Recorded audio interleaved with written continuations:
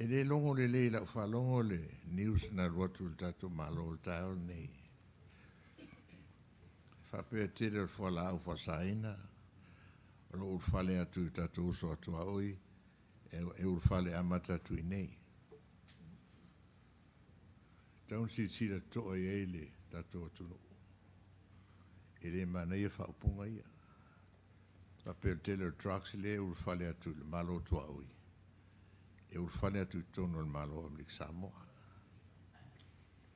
Wa umalele al whata usanga le tatu ono fo inga taluai, o le whaatari le fono. O whili poti o mea na o mai whalemeli. Ui mai rungo le vaenga le Medicaid. Le ale me utupu i trucks na ui mai le whalemai. E o mai nea e leima se li poti o mai le fono. O le fisiri o a whiala e mau e tātou se whamtalanga o mene. Se longa e umala langi wha mai le o kaliwha. Le la ala whatu la o whionga olo, whatulanga se aso lewa e aso. E au mai e tangata nei se fisiri sao e pala alme, man loi e sidi. Pela tātou no nofo i whapea, pongi sāle atu no.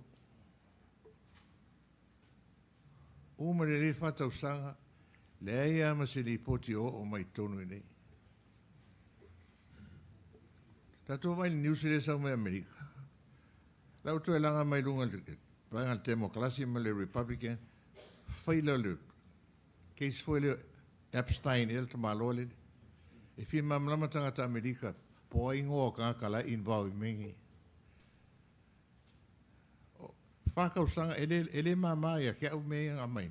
Whakausanga karuai. Ai ui mai lunga official malo. E ui mai lunga o le whalmai. Sa whenanga mamlama kukuina mamua o ame e kupula kungu. Me ngā leo koe kausanga koe leo whionga olo. Whakulanga ska koe leo ngai lewa aso whamalmole. Leo whionga. Whātea tu lau whionga mo lewa notu lai ma le whaalualo. Whātea tu po i le saunoanga lau whionga manino i le tau. O te tausanga ku kako whailau pusi. Ko i wholai la solulu, o la solea. E kako i loilonga le la whole valu kai au. A mai ele loi e sili. Ia a mai e malevanga le al Homeland Security le whaatonu. Ia ma le sunga le komisina.